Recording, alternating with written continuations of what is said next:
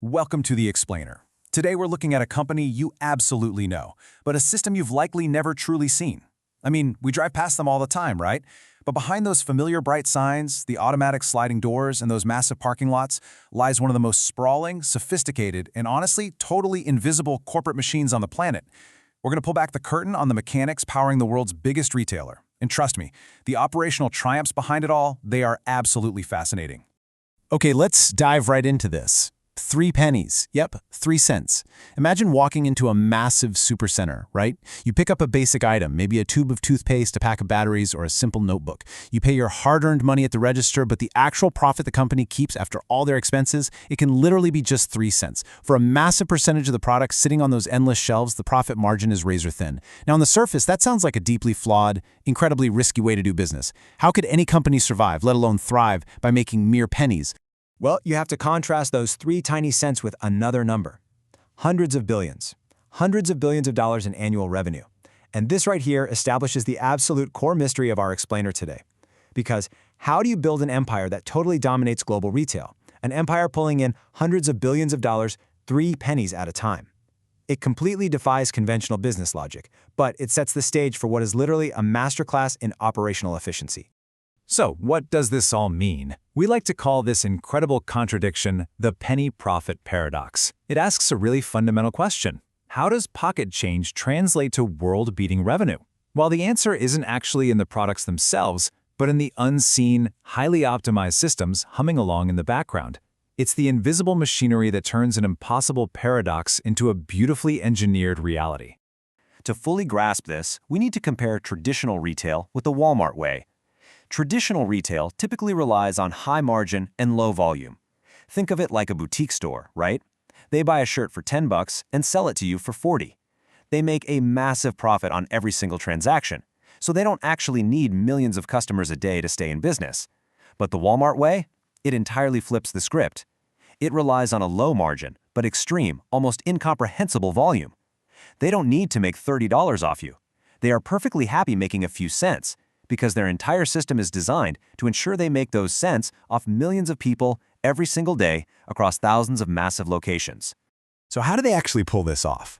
Well, the first major lever in their corporate machine is unmatched purchasing power, massive scale.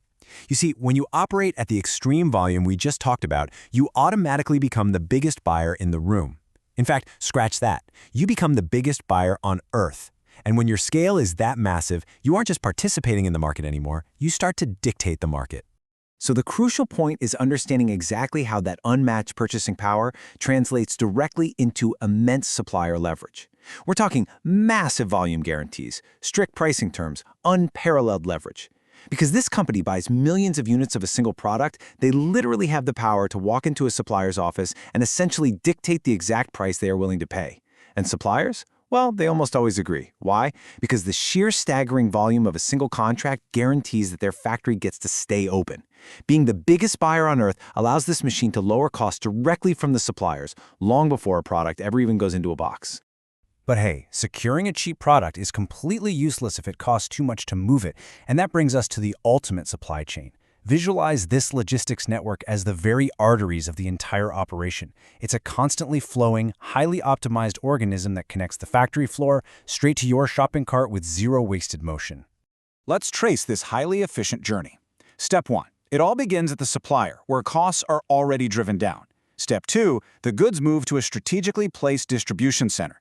Step 3, they're loaded onto a proprietary transportation network, basically a meticulously managed fleet of trucks. And finally, Step 4, they arrive precisely on the store shelf. By owning and relentlessly optimizing every single step of this journey, they completely eliminate the middlemen. They slash transportation delays, and they dramatically cut down on overhead costs. It's brilliant. And this brilliantly illustrates their logistics network. Think about the transportation networks. They're moving millions of items with calculated precision, finding the absolute most fuel-efficient routes just to save fractions of pennies per mile. Then you have the distribution centers. These are hubs of extreme operational efficiency.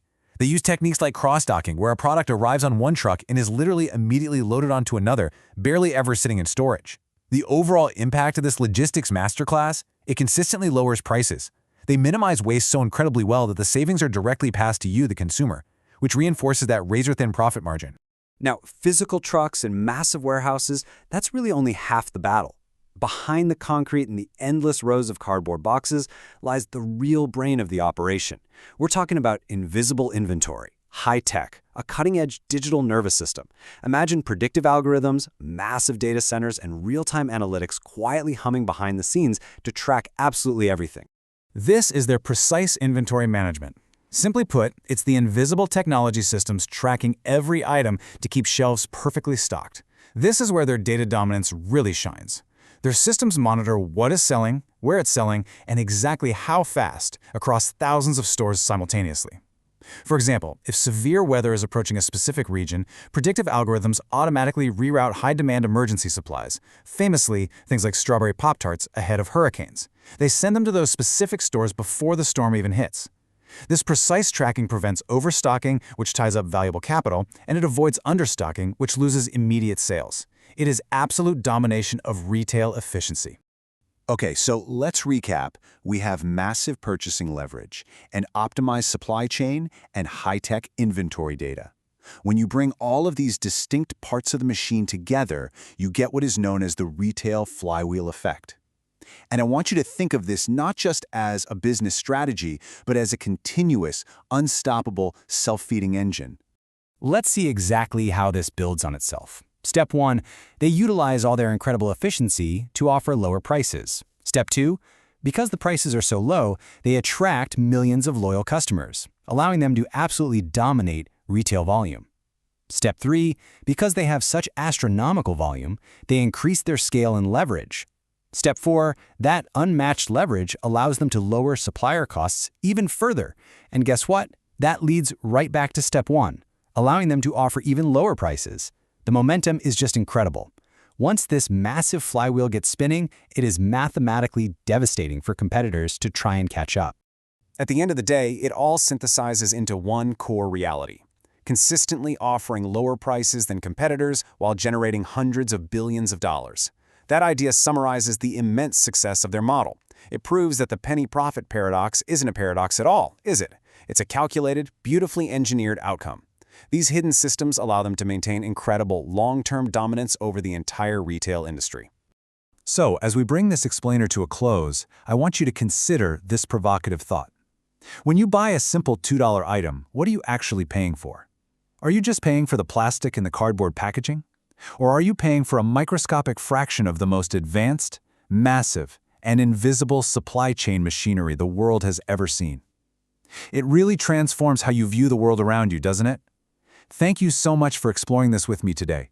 Keep asking great questions, stay curious, and I will see you in the next explainer.